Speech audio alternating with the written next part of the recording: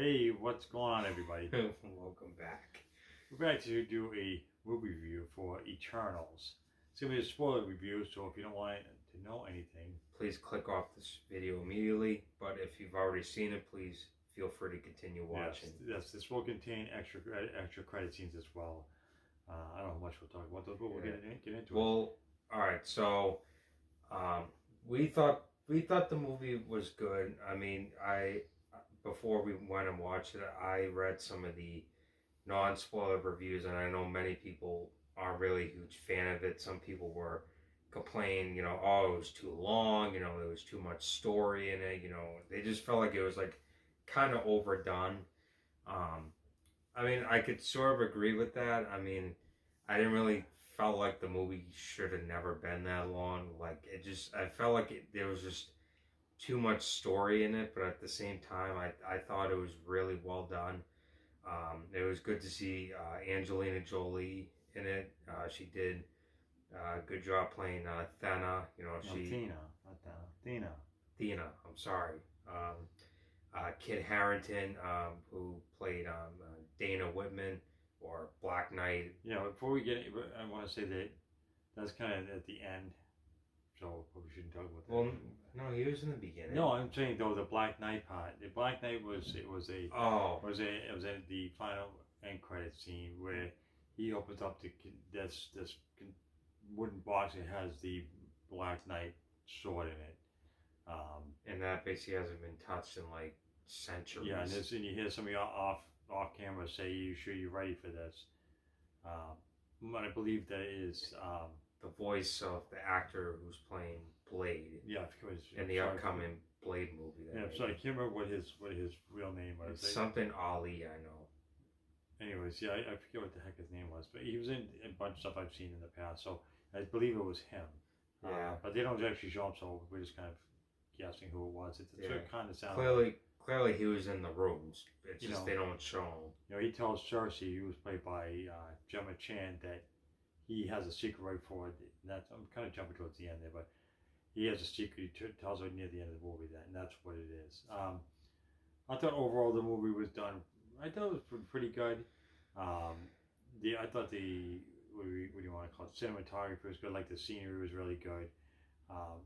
That was, I think, played a major part in this movie. Like certain areas just looked really well done. Like where Ajax, where they show her house where she's been staying, because at one point they all disperse and kind of go their separate ways. And the way she was, I thought that was really cool. The scenery there and stuff. So, and I thought the music for this was really good too.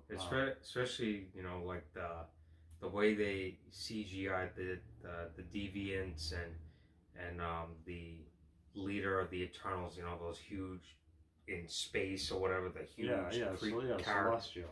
Yeah, those things. I thought that was really well done, and they looked really, really cool. I will say, just the way they look, even the voices, they used were just very, very well done. Very, very dark, very deep in tone.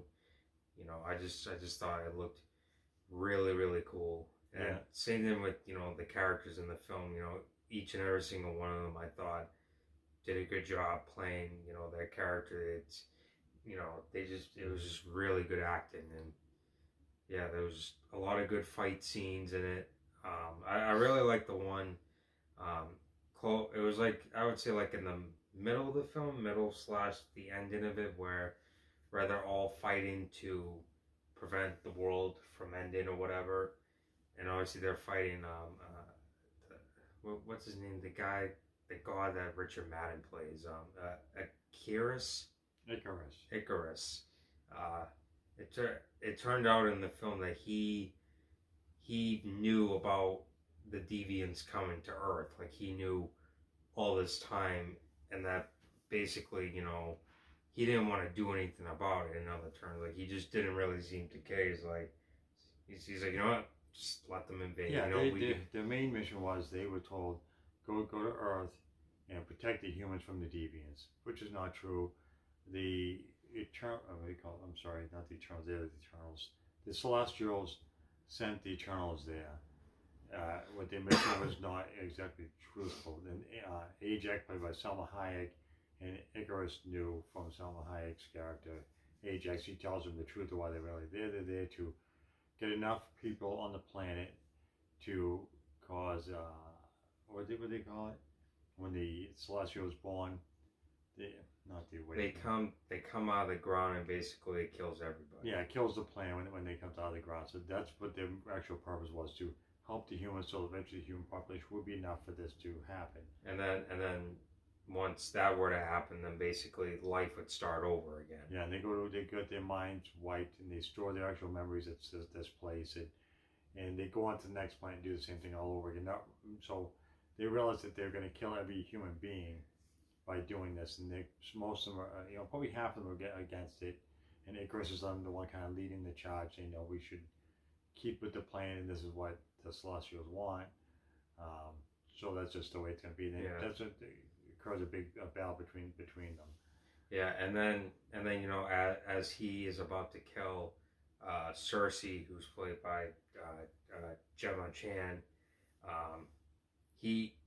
as he's about to kill her, he starts to realize, like what have I done? Like his mind was playing games and tricking him and all that, and he realized that, he should have never became like that, and should have been on their side the whole time and not against theirs. And basically the only words he tells her is, "I'm sorry," and then he flies away, and I don't know where he went. He burns himself up in the sun. So he basically kills himself. But supposedly the Celestials store their memories, so the Eternals can be brought back to life, from what I know of. Yeah, so obviously he dies, and then Gilgamesh, played by Don Lee, he dies. Ajax dies because Icarus kills her because she doesn't want to go forward with the plan. Yeah, but I'm gonna guess they'll all be back somehow. I'm assuming they're not permanently dead. I'm guessing. I don't know what Marvel has planned for them, but it was definitely very, very cool. It was, they're all gods. Like, I'm not familiar with this comic book storyline, but it was cool though to see what their powers are, what they could do, and all that. Yeah. So I say one thing the relationship between Cersei and Icarus. I didn't really like it. It was back and forth. Yeah, I don't know. It made kind of like no sense in the film because she liked Dana Whitman as well. Well, yeah, but they were together for 5,000 years. He said before she went, and he left. So eventually she moved on with life. She met this guy, and she ended up being in love with this guy, and then he showed back up during the film, and their relationship was, I don't know, they kind of didn't forget about their relationship, and they still kind of loved each other, but it was a little much for a Marvel movie, I thought. What they showed between the two of them, I just didn't think it was really necessary to show that much of their relationship. Like, I don't know, it just seemed like too heavy of it. It wasn't really necessary what they did in the movie. I guess they could have just showed they were in love or whatever, but I didn't really like that. I didn't think it played off that well. Yeah, and then obviously this is also the very first ever Marvel movie involving an LGBTQ couple. Obviously, Fasto's in the movie has a husband and all that, and they have 2 sons or whatever. So that's pretty cool. I thought they had 1 son. No, they showed 2 of them. I do not remember that. Oh, well, I know they had 1. Anyways, yeah. So they kind of represented that community. So I guess I get why they did that. Which is pretty cool. Congrats to that. The other scene that we want to talk about is the other. Wasn't the final scene? It was the first end credit scene and it's Harry Styles, and he is shown to be Thanos' brother. He called himself Star Fox, or AK Eros. Yeah. EROS. Yeah, so he's Thanos' brother, and he says he's so you know who it is, and I believe it's Patton Oswalt returns as Pip the Troll. Yeah, I'm pretty sure that's who voiced I looked it up. That's who it was. It is him. So I think that was a cool scene. So he's going to be in the next whatever movie that the Eternals are. They said at one point Eternals will return, so this is going to be Eternals 2. I looked up off camera. It said that the two of them are rumored to be in Guardians 3 because Adam Warlock is in it. Right. And I know in the comics, Pip and Star Fox have a lot of they associate with Adam Warlock a lot in the comics. So supposedly they're rumored to be in it. But I thought it was pretty cool to see Thanos' brother. I mean, I never really expected that coming. It's just weird, like, cause he's a normal human, whereas Thanos is a purple alien. But this guy, he's a normal human, and it's, you know, and his costume, like the way Star Fox looks, I thought that was pretty cool. You know, the hair, he's got, you know, the red costume on. Yeah. I thought, you know, the CGI for Pip actually looked pretty good. I thought it looked, you know, very accurate to how he looks in the comics. Yeah, it didn't look like it looked like it was actually like makeup or whatever they used. But I don't know if it was CGI or not. But I thought that was pretty good.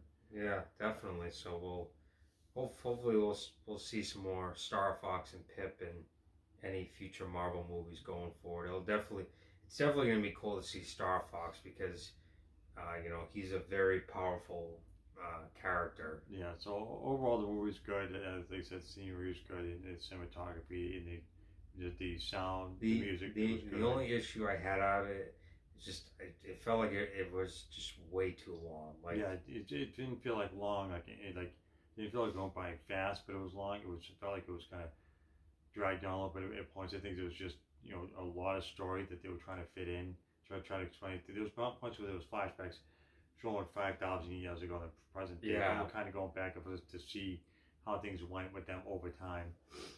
So I don't know if that had something, kind of felt like that dragged out a little bit. But overall, I thought it was good. I didn't think it was bad. I didn't think it was great either. I thought it was pretty good. Yeah. I don't think the critics were right. I don't know they were trashing this movie pretty good, but I thought it was pretty good.